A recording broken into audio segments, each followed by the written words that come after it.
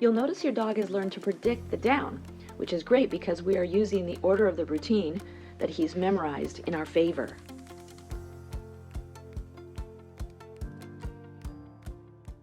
Hi guys, it's Jen. I'm going to give you a little demonstration on how to teach your dog to down from a distance, meaning you getting further and further away from your dog so that ultimately you can tell them down from 15 feet or more and they down in place. Let me review this. We started teaching our dogs to down by luring them down to the ground with treats. Then we started rising up a little higher and higher and expecting your dog to lay down before you treat them, right? And so that's the transition from just following food to starting to put together the word. And it should look like this. Go down. Yes, good boy. And then you put the treat down. All right, well now in the context of our stay routine, which we like to do because dogs learn faster in the stay routine, we're going to start to incrementally add distance from our dog and ask him from here, and then ask him from here, and then ask him from here, all the way out to the end of this 15-foot leash. You're working to a little bit of distance here now, maybe down to 8-10 feet.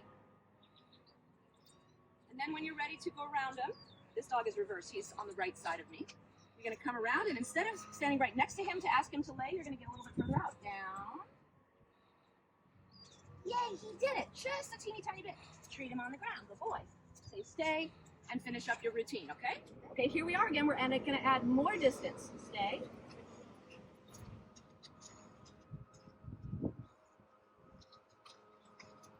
So now I'm going to pass by this spot here, and I'm going to come out a little more. Down. Good boy. Everything is the same, you'll notice. The way that I'm showing him the side of me, I'm just out here a little further. Okay, I'm still giving a treat. Finish your routine off. Stay. Good boy. Open up. Of course, now Bo is expecting me to ask him to lay in the exact order that he's so accustomed to, right? So it's going to be super easy for Bo, or so we think. I'm going to pass this area. I'm adding a little more space. I might need to say stay. Yes, good boy, because he's going to try to predict me, remember. Get out a little further. Relax my leash down.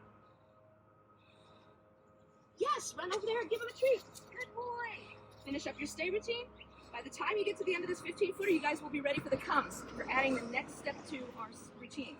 Have a great time. First time that Amber is going out to the end of the leash, she's not going to stay out there for too long yet. You don't want to add distance, duration, and distraction at the same time. So whenever you start something new, like she's adding distance on the long leash, she's doing this in a quiet location here.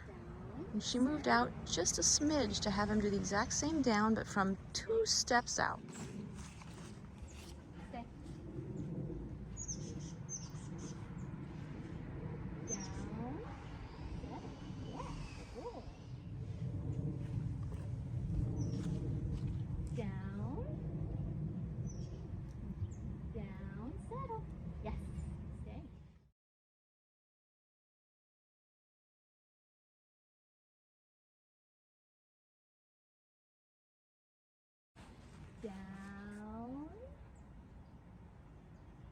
And he's just waiting and considering it because she just prevented him from it. This is a great example. She just told him no, not yet, because he wasn't sure. He's like, do you really mean it? Because you just stopped me from trying to go down next. That's a perfect example of how you want to stabilize him and just kind of say, hey, not yet. But do that in a supportive way, not a punitive way if he tries to lay prematurely.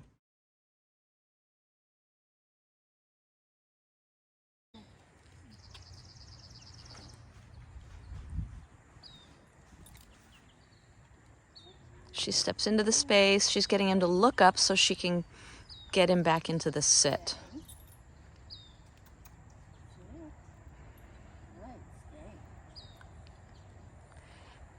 Okay, so this time get him up by backing away. That's another way you can get him up.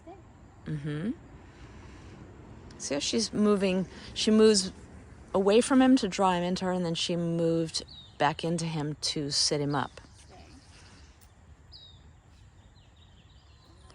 Okay, so this time she's going to down him from a new position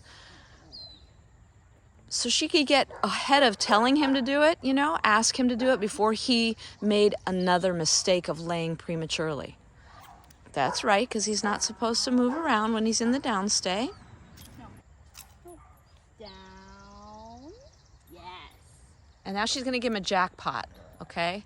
So this dog knows it. He was going down the first time she asked him for the last 3 days until he went home to his family for the weekend.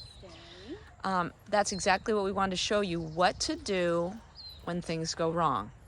He was very distracted with the barking in the background. So she was asking once and then resetting with the no before she's willing to ask again. You can't just ask 1, 2, 3, 4, 5, 6, 7, 10 times without a consequence in between. When it has to do with something your dog knows. You see, he clearly knows the down. He just wasn't feeling like doing it right then and there. Awesome, Amber. Yes.